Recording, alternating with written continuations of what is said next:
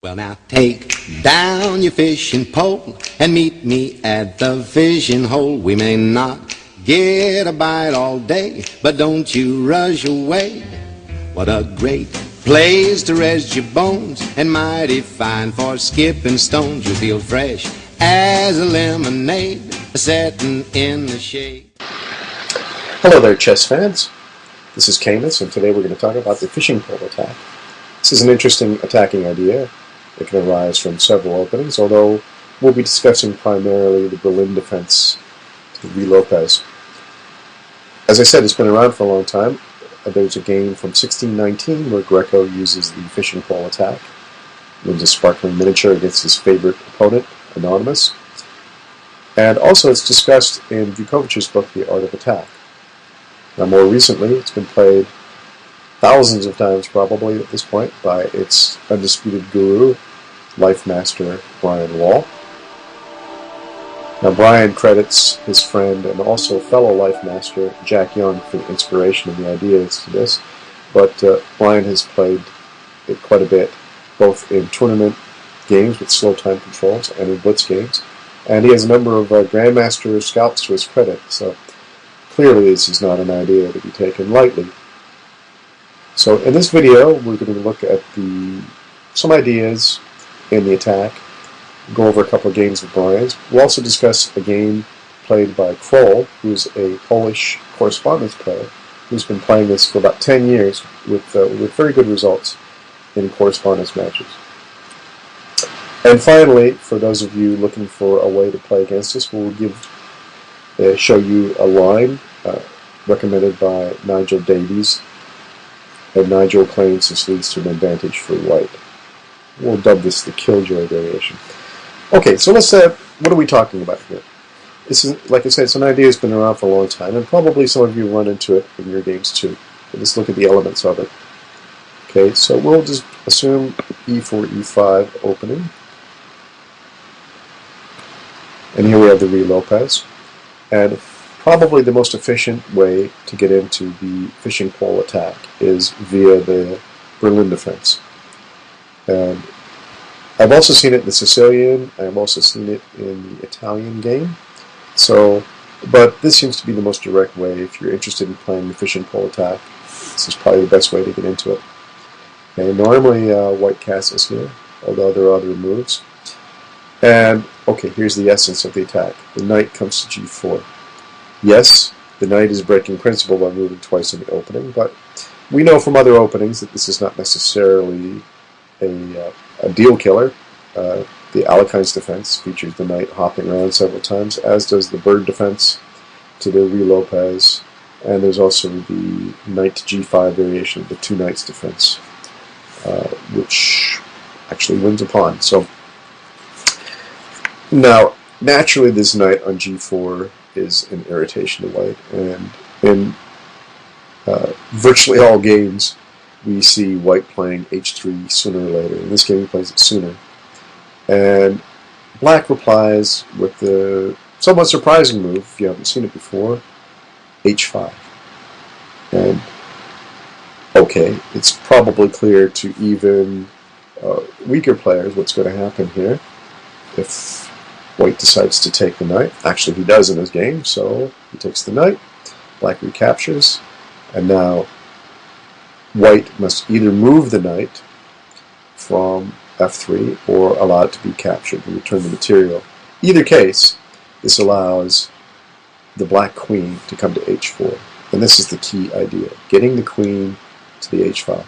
As a matter of fact, Brian Wall said in one of his annotations that if you could summarize the fishing pole attack in one phrase, it would be queen to h4.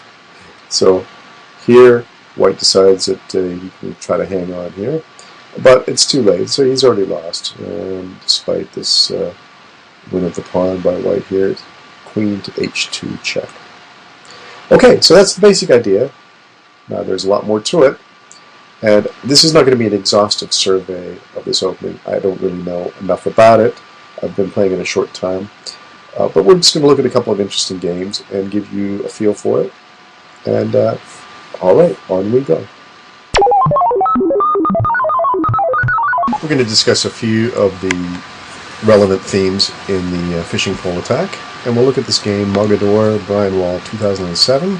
Mogador is rated 2140. E4, E5, Bishop to B5, and Knight to F6. Now, the fishing pole can arise from a number of openings. The Vienna game, it can also, a form of it can arise from the Ruy Lopez exchange, the Italian game, and the Sicilian, to name just a few. I think the attack could probably be used in a variety of situations. But what's key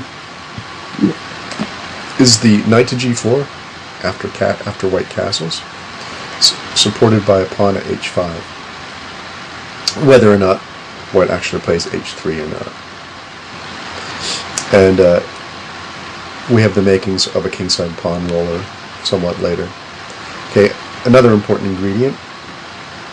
Well, okay, in this game, white is relying on conventional wisdom of meeting an attack on the flank with an action in the center, but it's not quite enough here.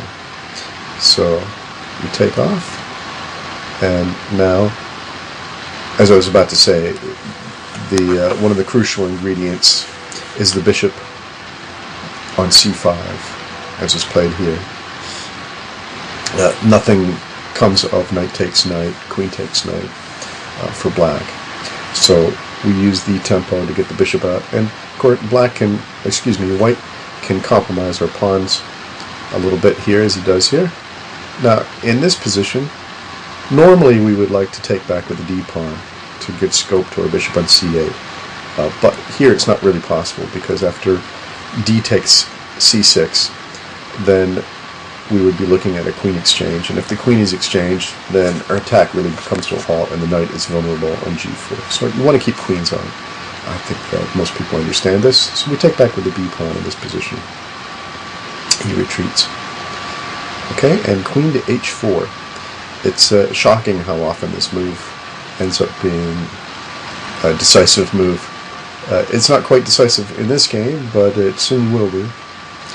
Okay, so Mogador is a strong enough player that he sees the threat of queen to G3.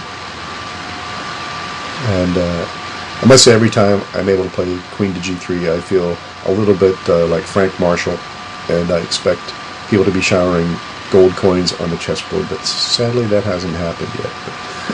Anyway, it's a fun move to play. But Mogador defends against it, queen to F3. And now our knight is not just bait on G4, it can actually do stuff. In this case, it attacks the queen and defends F7. So the queen must move to queen E2. D6, now we're unleashing our other bishop.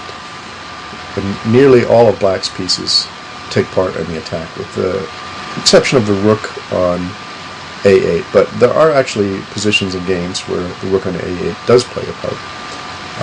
Not in this one. So white's bishop is attacked, retreats, and now we play bishop to H3. This move is absolutely sound. It's been computer checked, and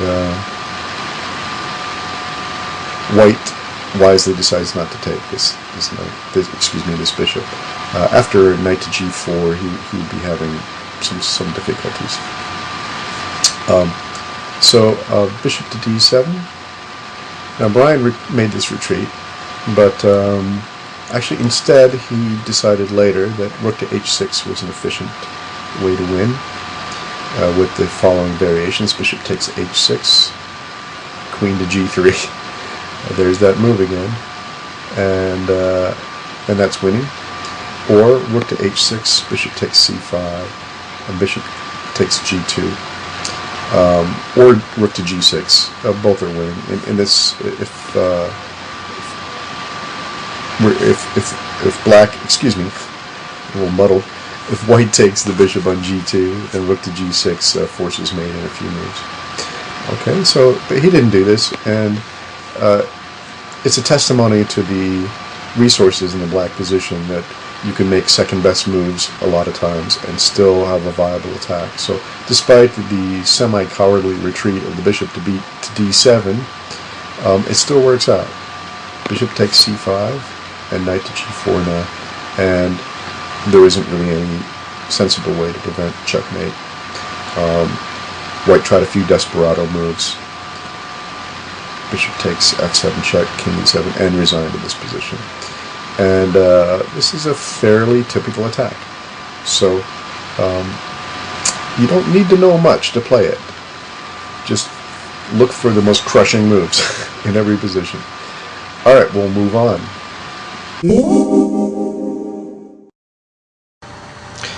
As mentioned in the previous section, the bishop on c5 exerts pressure on f2.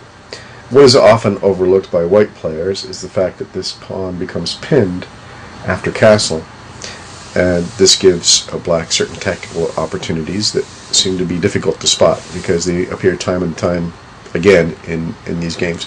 Here's another game that Brian played, featuring this very theme. 1e4, 1e5, and here we have the characteristic position from the Berlin Defense. This time he doesn't play h4, h3 right away. He plays d4.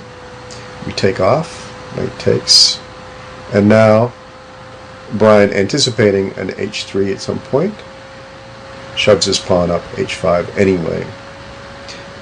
Knight to c3 was played. Now bishop to c5. This is, as I say, a critical move. Knight to f5, d6, knight takes g7 check, king to f8, knight to f5, bishop takes f5, e takes f5,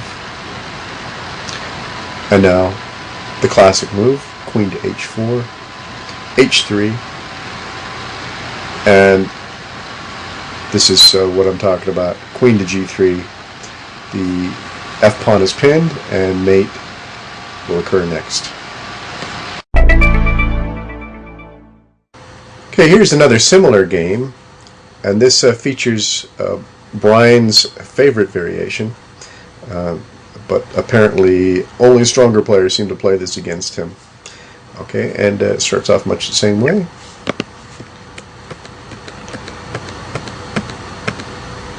Okay, and he plays h3 right away. Reaction in the center.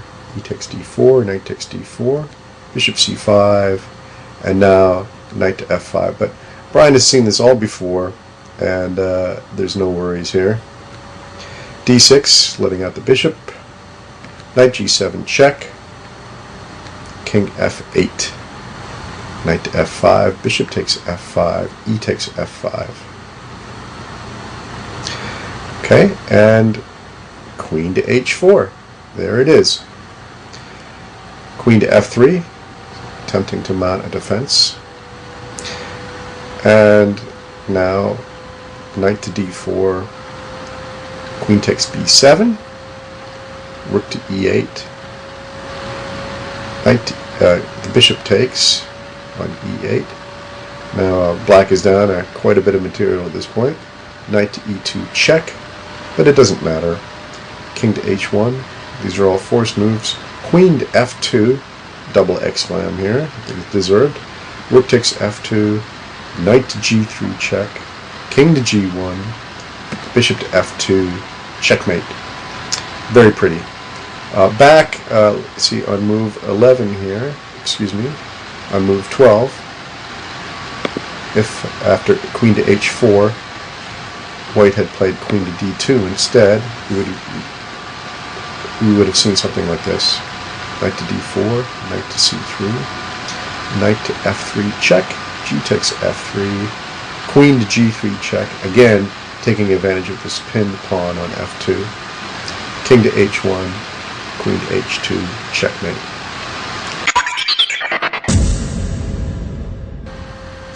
Okay, here's another of Brian's games, and this features a slightly different approach from White. Let's see how it goes. Okay, this should be looking familiar by now.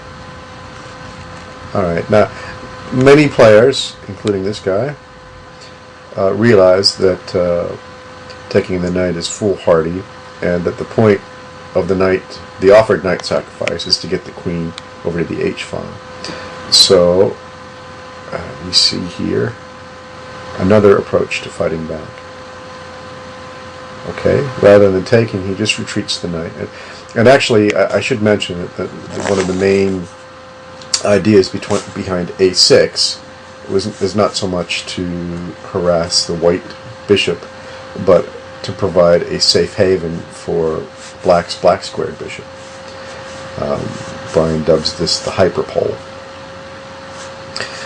So anyway, d5 is played, knight to e7, and now this is white's idea, is to make life difficult for the black queen and make it ungainly to move the queen over to the h file. Unfortunately, this move is a double-edged sword because black has an alternative strategy here, the pawn wave, and we just send the bishop on back.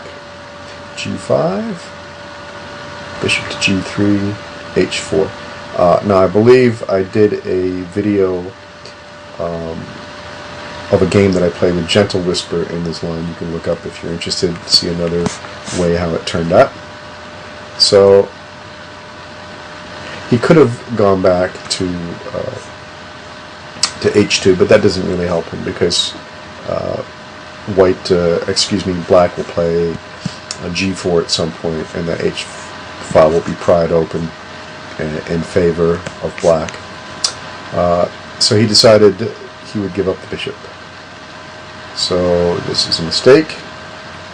Of course we take, and naturally, once again, because of the pain on the f file, white cannot recapture on g3. So he decides to get some pieces developed, and now knight g6, freeing the queen. b4. I'm not sure what he could have done at this point, but anyway, the fact that the queen is now out, and it's going to be mate next move, so white resigned. So there are many ways to the h file for the black queen.